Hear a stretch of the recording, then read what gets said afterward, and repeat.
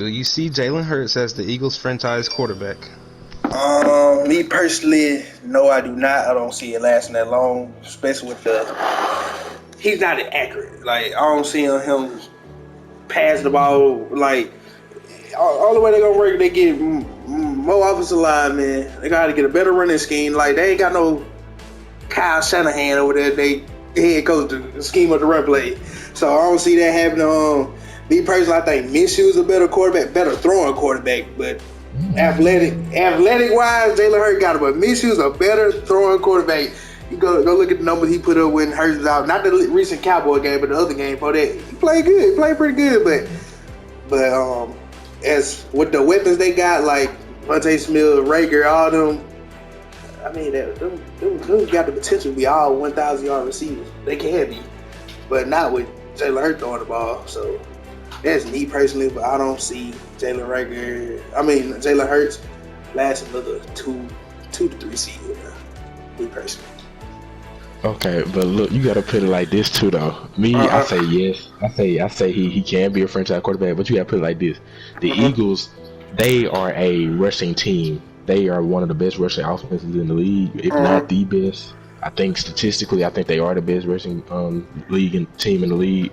So I mean, like Jalen Hurts, we don't gotta throw that much, and when he do throw the ball, it's pretty accurate.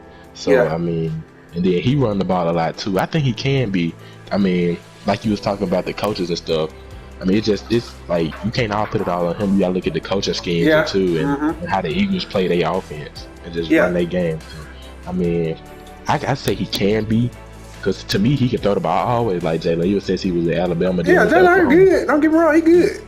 Yeah, I love Jalen, but I mean, I think he can be. I mean, they just got to give him a chance to just like change up the game plan and just let him put the ball out there. Like you said, he got weapons with Devontae Smith, Jalen Rager, Quez Watkins, all them. Then Miles Sanders can come out the backfield and catch as well as running the ball too. So I mean, they just got to change up the game plan. I think it's like just so he can show his full potential. And like you said, Gardner Minshew, he ain't bad. He ain't bad. You said he like probably a better throwing quarterback. I think it's kind of close. I wouldn't say that like he's just better. I think it is pretty close though, but I like Jalen. Like overall, I'd rather have Jalen as my franchise quarterback than before I put Minshew back there. Okay, let me put it anyway. Jalen Hurts has the better talent, but I think Minshew is the better throwing quarterback. Like overall, like what bringing to the table. Of course, I'm gonna sign Jalen Hurts over I sign Minshew, but like I like the way Minshew can throw the ball. But I'm pretty sure 9 times out of 10, if they do get rid of Jalen Hurts, they not finna move on with Minshew. They gonna try to look for another quarterback. Yeah. But like I was saying, like put Kyle Shanahan in that head coach spot in Philadelphia. Yeah, Jalen Hurts be a demon. Yeah, especially with the run blocks he got, the scheme he has, I'm pretty sure only person I think that probably can't block is Devontae Smith. I probably think they probably couldn't block as well.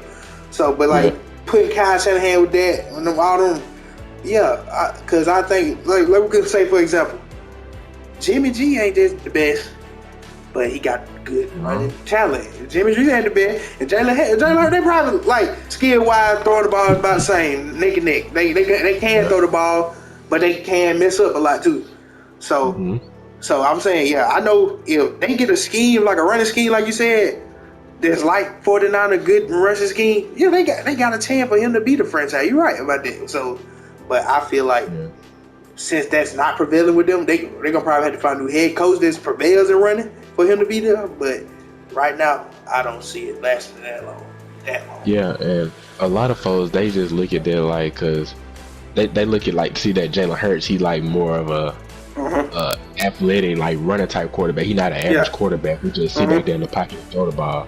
So like the game is it's ever. So I mean, it's hard to compare him to like other quarterbacks to say how good he is. I mean, like you just look at the game from yesterday. I mean, a lot of plays he just ran a QB draw or QB power. And then, like, that took them out the game too, like for that game, like against the Buccaneers. Like you ain't been able to do that against the Buccaneers defense. Nope. So, I mean, you got to take chances downfield and make those corners work and the secondary work. So, I mean, and that's going to be like the thing next year and the following years that Jalen play. They're going to have to trust his arm and let him put it out there. Yeah, damn. Like you just said with that, there was a lot of in that Buccaneers game. It was a lot of Devontae Smith had a lot of 1-on-1s and he didn't get the ball to the fourth quarter. To the fourth quarter. Yeah. So but one thing I don't know. Yeah, you might think it's a stretch or anybody else think it's a stretch, but I think Jalen Hurts do got more arm talent than Lamar. I think he do got that, but. See. All right, it's close. Oh, Lamar athletic just like Jalen, but I think Lamar more accurate than me. Yeah, okay, he might be more accurate, but I think Jalen got the arm strength. Yeah, the arm strength, like okay, I get that, but I think Jalen got a strong arm. But see, that's we'll get into stuff like that. Like you were saying about that Buccaneer game, them little wide receiver screens, Buccaneers gonna play on that soft cover. They're gonna play on the ball on the line of scrimmage. So we knew they wasn't gonna be able to rush as good on them, and that little short stuff wasn't gonna work good on them. Only way they were gonna get them to bag up for that run game to work if you take a shot downfield. You like, oh, he trying to throw that jump downfield. Yeah. So and he like, oh yeah. Go ahead. The times they did have chances or open people, Jalen missed them. Exactly. Yeah. Like Devontae Smith was opening the wide until he threw it late because Devontae made the DB fall and he threw it late. So I think Mike Edwards got the pick. If I'm not mistaken. But yeah, so like he threw it late, and I mean that was just it was nothing he could do about that. It was pretty much he just saw him late. He tried to get in the ball. He did throw it pretty hard and fast, but. But like them chances he took in, them just took him out the game. That pick and that interception right there took him out the game. Cause Brady gonna be Brady. It don't matter who out there. He let him get comfortable. He gonna dot you up. But one thing I do give the Eagles a lot of credit for, in the middle of the game, I want to say they contained Brady really good. They got like 4 sacks. Yeah, they got a lot of sacks. Yeah. Like if Jalen would just came up out there and moved the ball more, trying to get some field goals or something. They started at the beginning. At the beginning of they were getting to Brady. Yeah. So like, if he would have capitalized off what the defense was doing, the game could have been closer. Like way closer than it was. Like he got 15 points when it was too late. So that didn't really matter. But like say for example, he would have got 10 to 13 points in the first half. That would have changed the whole ball game. Yeah. And it made it close and made the Buccaneers work. Yeah, exactly. Yeah, like I said, going back to like just trusting Jalen though. Yeah. Like you see with different franchises, like now in the league, it's a lot of young quarterbacks and stuff. Yeah, exactly. So like, and then some franchises trust their quarterback. Like you just don't see that with the Eagles. It's just like they not trusting Jalen all the way yet. Yeah, I guess this is his first year, like with the completely starting job, just with the whole starting job itself. First playoff too. Yeah, so that's probably why. But like, you can't do that when you've been playing NFL football, especially against a good team. So I mean, like you just gotta trust your playmakers. Like we're saying, get the ball to Devontae, Jalen Reagor and them. I mean, with a young quarterback. So I mean, you just gotta give them a chance. Exactly, I agree 100%. What really hurt the Cowboys the most against the 49ers? It all started with penalties. Offensive line played bad, but you have to think about it. Nick Bosa, Armstead. What you gonna do about that? You can't do that about that. You got a elite defensive line like that. But I'm saying, like, penalty hurt the most. Like every time I looked up, Cowboy got a big play, but looking up, like, oh, he coming right back. So the penalty hurt the most to me. The Cowboy defense played particularly well. You ask me. I mean, they had them to a lot of field goals. What they had 2 touchdowns. Yeah. 2 touchdowns. Yeah. So I gave the defense they credit. And then Dak didn't come with it. Dak did not come with it at all. He tried a little bit. He did better towards the end. Yeah, the fourth quarter. Yeah, 113 yards in the fourth quarter. Yeah, I give him that. But the first half, he just wasn't there. I mean, that pass to Cooper, that was a beautiful throw and catch right there. See, I gave him credit right there. But like the other stuff, he was forcing into tight windows, and I think he should just settle down and just try to beat him. And one thing I think the Cowboys should have did at first in the beginning of the game was receive the ball instead of deferring, because you got your offense. You think you can score anybody. You're the highest scoring offense in the league, #1. So get the ball first, try to run down in there, put them in a hole. Well, you don't have to come out in the hole, because, I mean, you got Shanahan over there, like we were just talking about earlier, with that running. It don't matter if Debo back there, Mitchell back there. He gonna, with that offensive line, he gonna find, you gonna have a rushing lane, no matter through the A, B, C gap. It don't matter. So I like the way how the 49ers rush the ball, but if you want to talk about the Cowboy, penalty hurt the most to me. No, I hate the Cowboys. I just think the Cowboys overrated. Don't we all? The Cowboys just overrated. That's all it was. The 49ers, they did their thing. I'm glad they did their thing. But yeah, like you were saying, the 49ers, they ran the ball good. Debo and Elijah Mitchell. I mean, you can't get no better than that. Both of them had over 70 yards rushing. I mean, it's really pretty hard to beat that. Even though Jimmy G, he almost cost them the game with a few dumb passes and a few missed balls that he missed too. Like when Brandon Ayuk, and Trayvon did. When he seen that double move like we've been saying? Yeah. Beautiful. Like, how you overthrow that? You could have took your time and threw that one. Right. Had Trayvon on skate. Looking low. But yeah, I think the 49ers executed well. Towards the end, the defense gave up a few plays that shouldn't have been gave up. But they held out. They held out towards, like, when they got to the very, very end. But yeah, I think even if the Cowboys would have won today, I don't think they would have won any farther. Not today, but they would have won yesterday. I don't think they would have won any farther than next week. So. Well, they were gonna have to either play y'all or the Rams, or Tampa Bay and Green Bay. They wasn't winning that. No matter who they played in that week. I think they would have had to play Tampa. Yeah, and they wouldn't. They would not. They probably wouldn't go win that. Yeah, because they ain't beat a good team all season. Nope. But I mean, So I mean, I'm pretty sure everybody already knew how this was gonna go, except for Cowboy fans.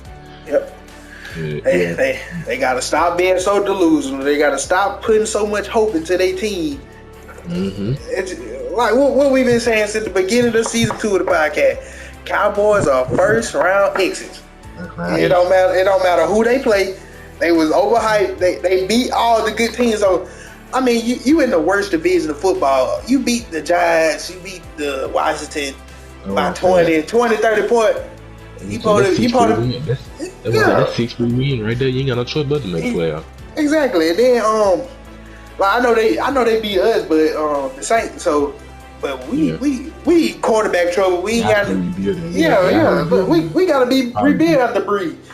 That team, they probably done beat all season at the Chargers. The Chargers started out hot, and Flag. You want to make that controversy? Flag really killed the Chargers. They got 3 touchdowns, took back to the flag. Yeah.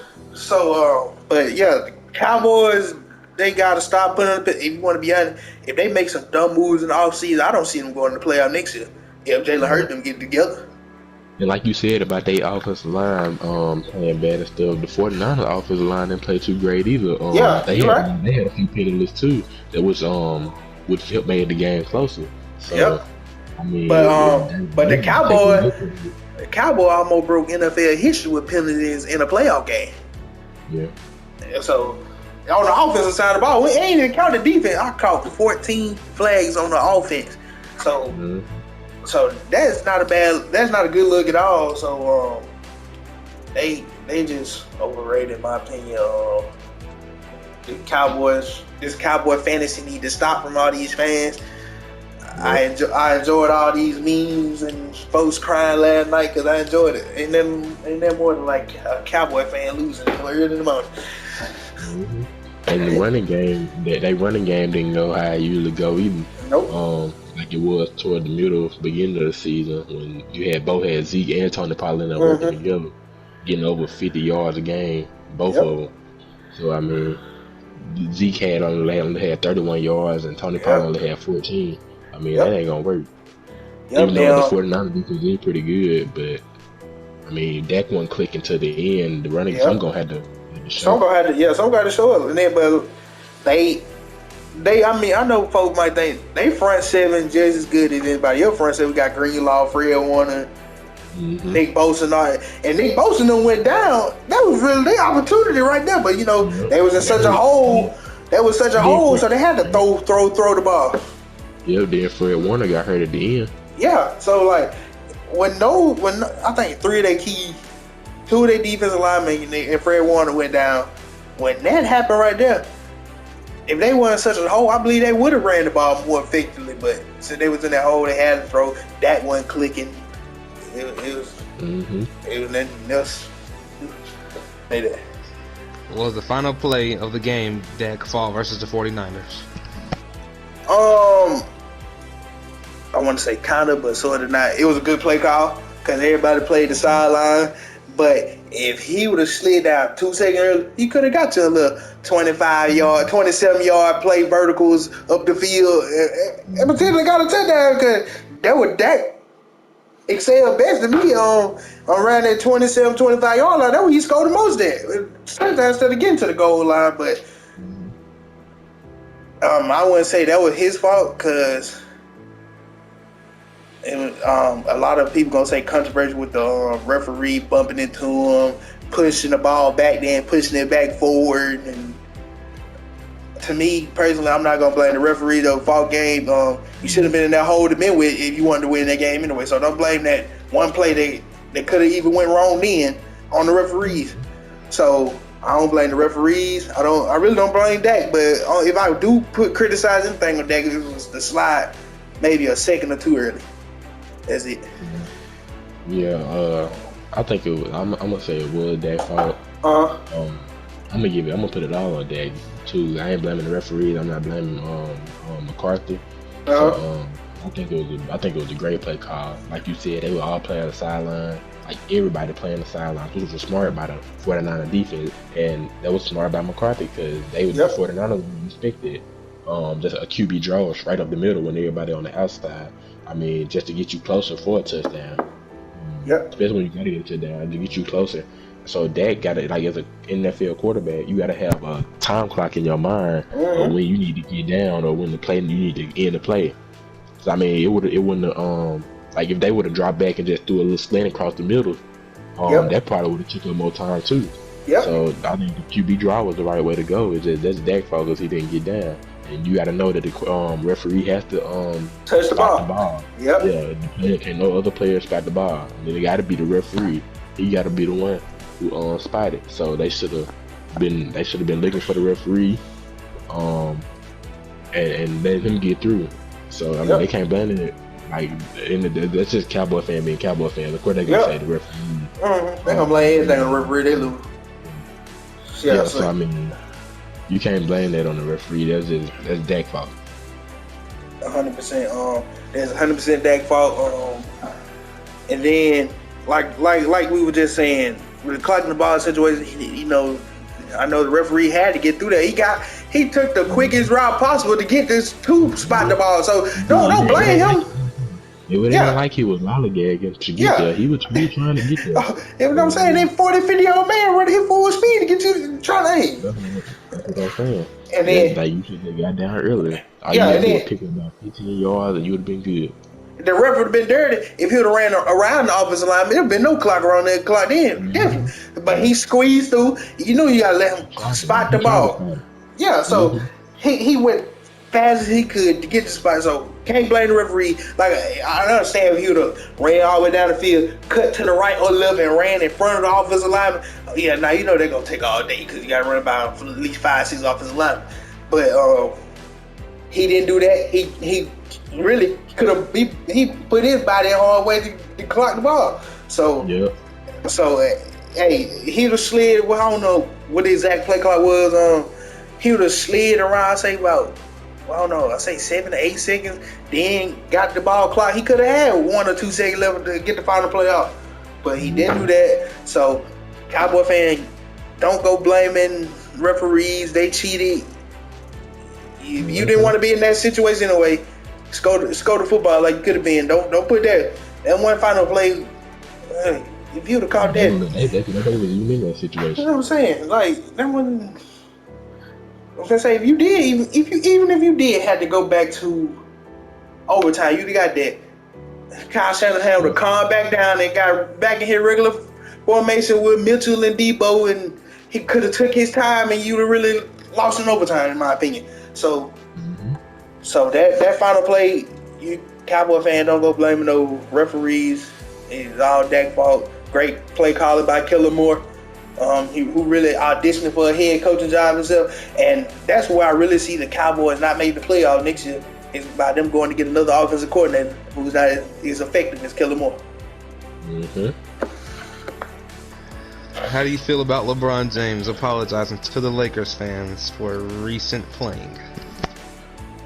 Me personally, he didn't have to apologize. They suck. He good. They suck. I mean, how you want to put it? LeBron James is scoring 30 point almost triple doubles every game, but he apologizing for them.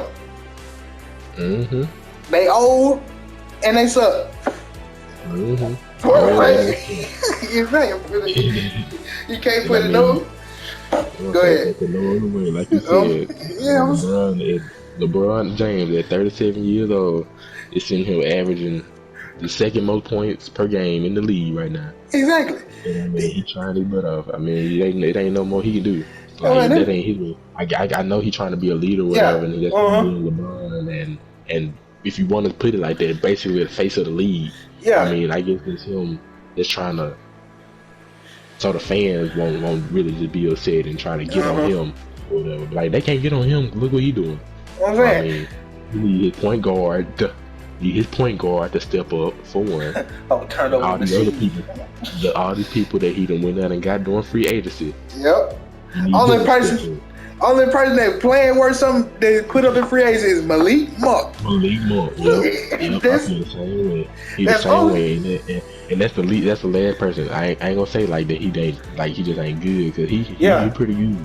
But that's the last person you would expect. Like, out of all the people LeBron when he got out of free agency, that's the last person you would expect to be helping keep them in it. Yeah, exactly. And then, I mean, folks better not bring no AD in no situation. AD wasn't playing good when he was there either. So I mean, he could. I don't know. He could come back and just go on, but back then they was still 500 team too. They probably won the AD worst season. And then LeBron don't need to apologize. This man out here playing the five. You not finna LeBron. It's so much LeBron can do. He not finna be out here messing with Yoke the whole game.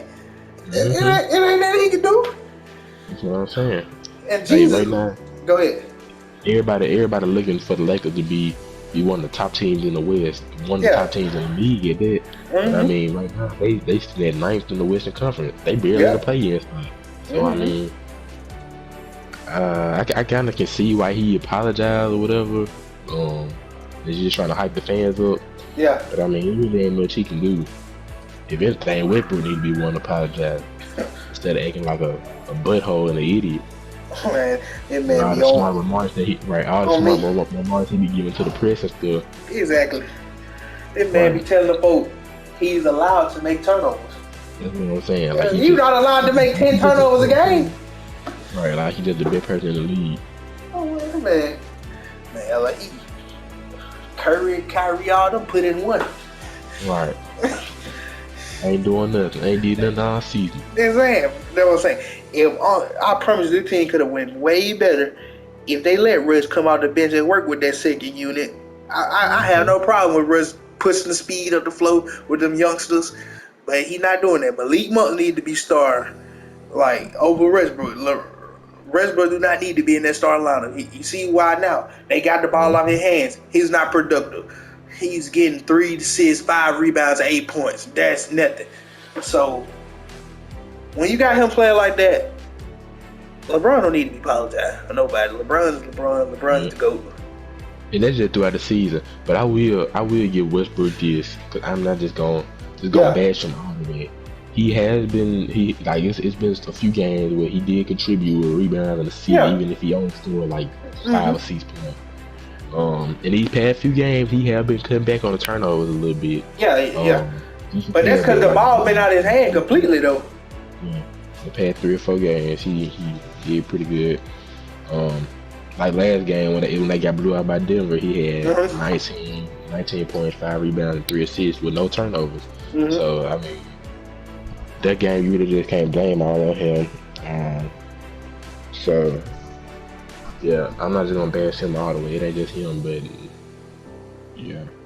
Yeah, team, they just gotta step up. They just gotta step up as a whole. Yeah, you're exactly right. But yeah, for me personally, I know you might feel different from me, but I don't think LeBron need to be apologized because he's LeBron. I mean, I know how you say about the team. This is because it's a Laker franchise. That's a cornerstone franchise. So that's why he probably apologizing. Cause like everybody understand now. You gotta live off Kobe expectations now, since he's sadly passing away. So that's why I want to say that has to deal with apologizing as well, because they not playing well. You don't really see the Lakers being bottom of the West. Like, I understand, and like they was in the middle of the 4-5 spot, nobody be complaining. Yeah. But since they a few folk complaining. a few. Not really though. Not like it is right now. For him to come out publicly and apologize. Right now they got more losses than they got wins. That's beautiful. That is bad. So I hope they find a way to get around soon. You know, I'm not a Lakers fan. I love LeBron, but I don't. Yeah, same. If they do make it, they play in. If they do make it, they'll play in. I think they'll make the play in. Actually, I'm gonna put them a little above the play in. I think they'll finish like 5th or 6th. I think they're gonna come with a stretch. I think they're gonna make a little run. Because if you go look, if you go look at the West well, them games ain't far behind from the top 5 spot. So you're right. So all they need is hopefully AD come back. They can get a little 8-game winning streak or something, build on momentum. They can be okay. So, yeah. That's why I don't understand why everybody say, a lot of folks like to say the West tougher than the East. There ain't no way in the world. Ain't no way in the world the West tougher than the East. All them games. The seventh spot in the West is the Clippers, and they 22-23. Yep. But you can't tell me that when then the East got the Bulls, Miami, and the Bucks, Brooklyn, Philly, and now Cleveland stepping up. Yep. So I mean, feed the land, baby. You know what? Feed the land. let them know. Yeah, like the Lakers, they gonna make it run because the West ain't that tough. Yeah, so they gonna finish somewhere in there, 5th or 6th. Yeah, I agree.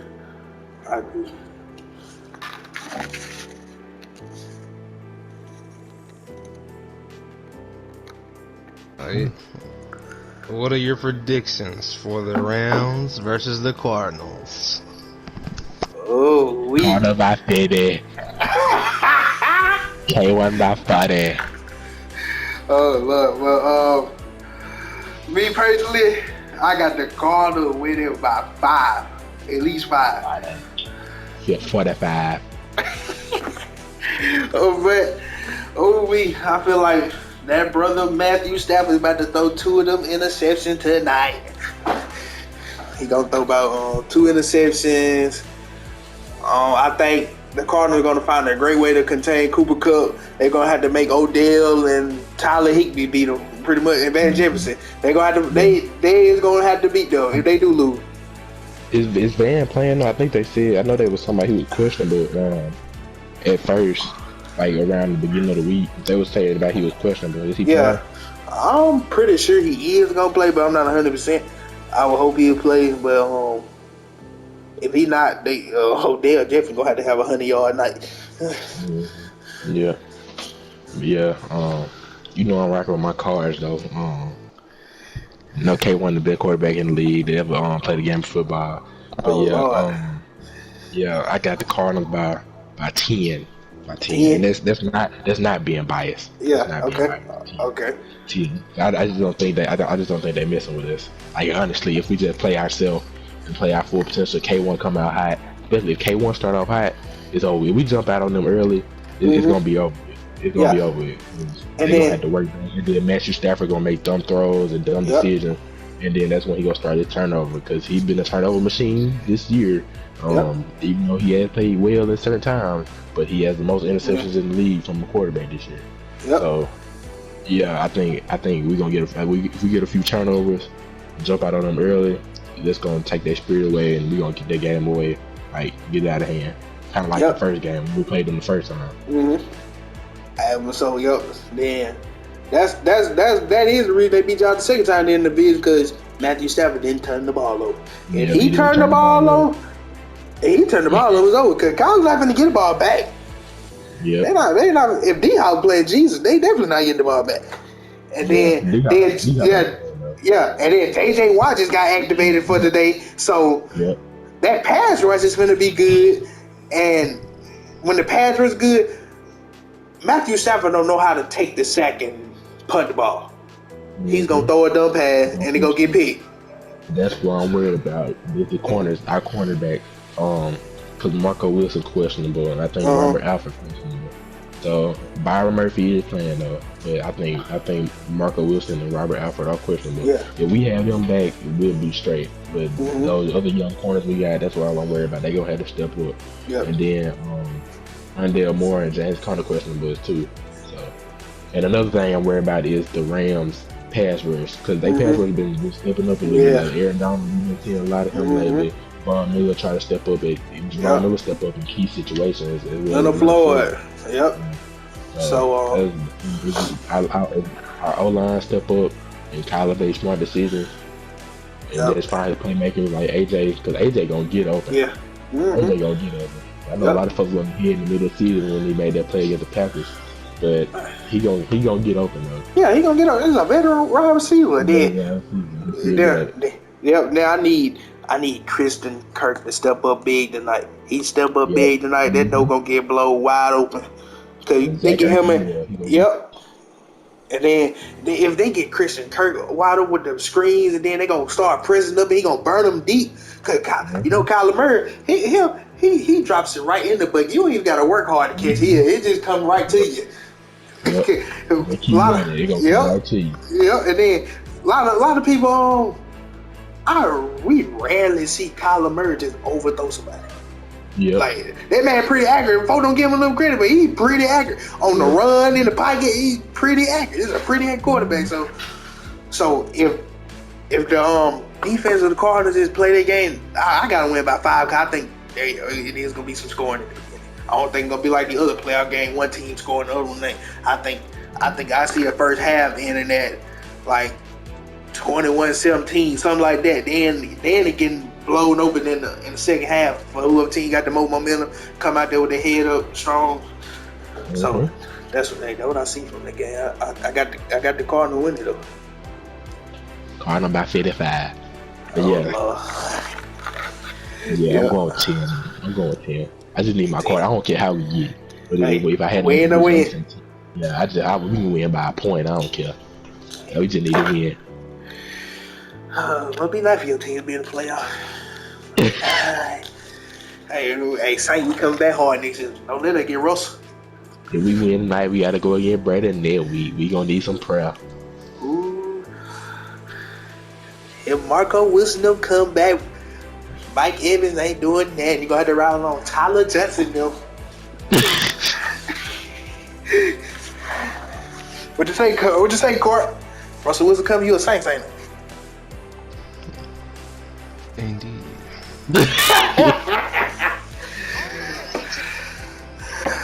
This first episode of season 3, The Voice of the Sport. I hope y'all enjoyed. Me and my boy London will be back Wednesday. And yes, sir. Yeah, and we're gonna make Court hop on there with us Wednesday too. So be back. Gang.